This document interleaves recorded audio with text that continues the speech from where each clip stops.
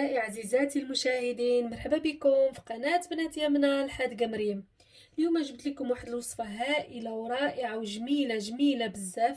هاد الوصفة هي كروكيطات بالحوت.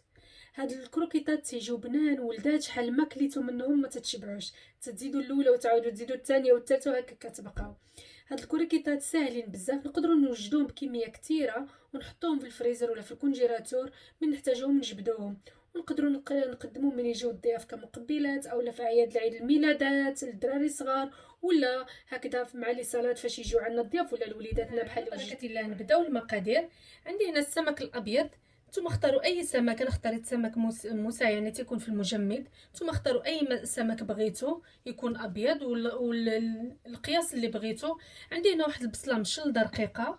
عندي هنايا البسباس، شويه البسباس قطعته رقيق. عندي المعدنوس والقزبر. عندي 4 الفصوص ديال الثومه. وعندي بيضه. وبالنسبه للتوابل عندي هنايا الكمون والزعتر. اللي ما عندوش الزعتر يستعمل ايطاليان سكراوده ولا الاعشاب المنسمه والبزار والملحه. وعندي 5 البطاطات. نتوما اختاروا شحال القياس اللي بغيتو، يعني على حسب الناس اللي عندكم في الدار. تقدروا تستعملوا 2 البطاطات او 4 على حسب القياس اللي بغيتو. وعندي في نفس الوقت في التالي القليل غنستعمل الطحين والبيض ولا شابلوغ اولا الخبز المحمص. الثومه في المقلاة ودرت عليها شويه زيت الزيتون. غادي نرمي عليها البصله، غادي نلوح عليها البصله ونخليها تحمر مزيان. هاد البصيله مع ديك الثومه. بالنسبه للبطاطا انا درتها تسلق، قطعتها ودرتها تسلق ودرت معها مليحه. ملي تقرب الطيب غادي نعمل الحوت في الكسكاس ونخليه نبخرو. اللي ما بغاش يبخر الحوت يقدر يعملو يرميه غير مع البطاطا مباشره، يرميه مع البطاطا حتى يطيب. وبالنسبه للبصله انا غادا نطيبها نحمرها. البصيله ديالنا هي تشحرات، درت شويه وغنطفي عليها. والبطاطا قربت طيب، طابت نص طيبه، غنحط فوق منها السمك. انا حطيت السمك يطيب. اللي ما بغاش يبخروا بحال هكذا يقدر يديروا غير فوق البطاطا ويخليه يطيب. بالنسبه للبصله دابا غادي نطفي عليها صافي بركه ليها ونخليها تبرد لان نحتاجها بارده. ديالنا مع السمك هي وجدات.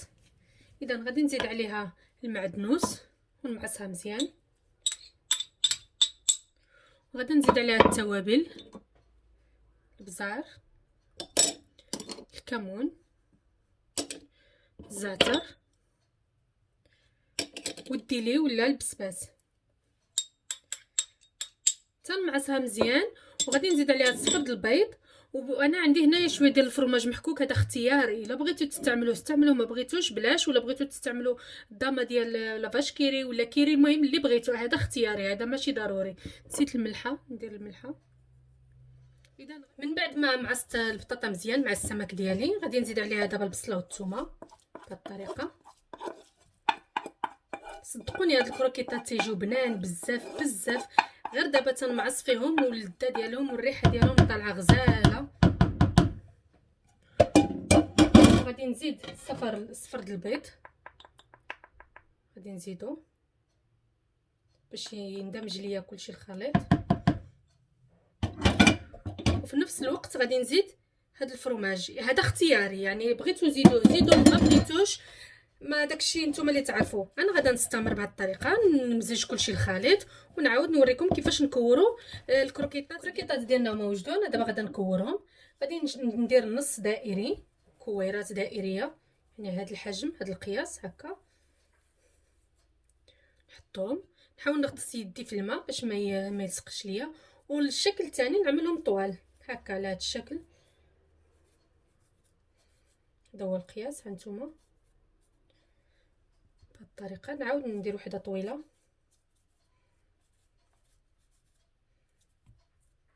باش يجيو كلهم قدو بحال هانتوما بهذه الطريقه. نعمل ندير وحده دائريه عاوتاني. تحاولوش تصغروهم بزاف، ما يجيوش صغيورين بزاف، يجيو كرات معتدلين. انا غنستمر ونعاود نرجع معكم ان شاء الله على هذا الشكل. اذا غادي نبدا دابا نديرهم في الطحين، نحطهم في الطحين بهذه الطريقه.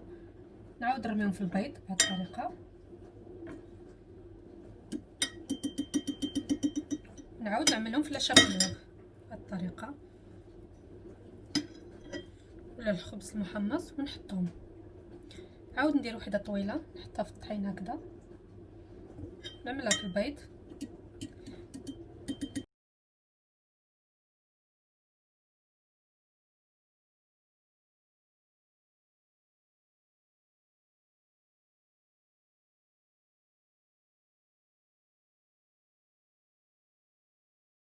صعيبه.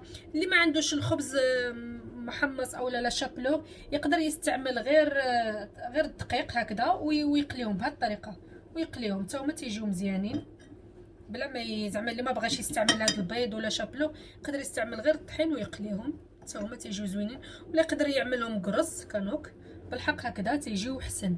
انا غنستمر ونعاود نرجع نقلي معكم. الكميه ديال 5 البطاطات هي هذه، انا وجدتهم ساليت يعني ديك الطوال جاو على هذا الشكل والمكورين على هذا الشكل. دابا غنسخن الزيت ونقليهم نوريكم عاوتاني كيفاش نقلي. الزيت هي طابت سخنات، نبدا بهاد المكورين.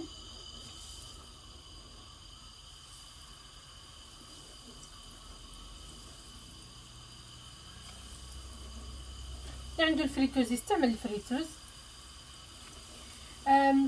الا جاتكم الكميه كثيره اذا خصكم تعملوا غير قياس، والاخرين تعملوهم في الميكات هكذا وتعملوهم في المجمد حتى تحتاجوهم، لان بالنسبه اللي عنده الدراري قلال او لا الناس قلال ما يمكنهمش ياكلوا هذا الشيء في مره، ما يقدروش.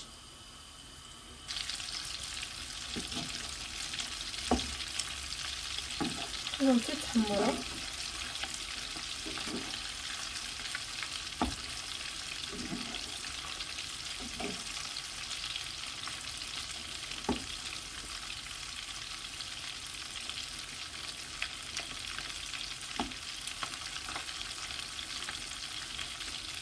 كنزل صافي اللي طابت غنحيدها. عملوا واحد الكاغيط في المول فاش غادي نحطوا له الطبسيل باش يشرب ديك الزيت، هو راه ما كيشربوش بزاف الزيت. انا حيدتهم جاو على هذا الشكل هذوك المكورين. دابا غادي نستمر ونقلي عاوتاني هذوك الطوالين ان شاء الله.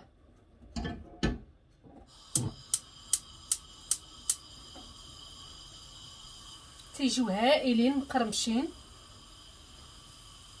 من الاحسن الا كان عندكم الوقت تعملوهم بليله قبل وعملوهم في الفريزر، لان ملي كتعملوهم في الفريزر كتقليوهم مجمدين ما كيطرطقوش في المقله، تيبقاو صحاحين مزيانين.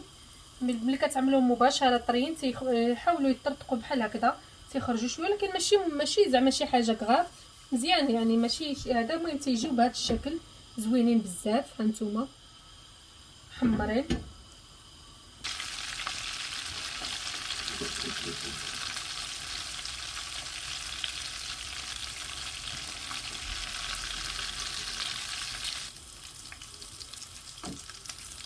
انا غادا نستمر في القلي ونعاود نرجع معكم باش تشوفوا الشكل النهائي ديال الكروكيطات ديالنا ان شاء الله.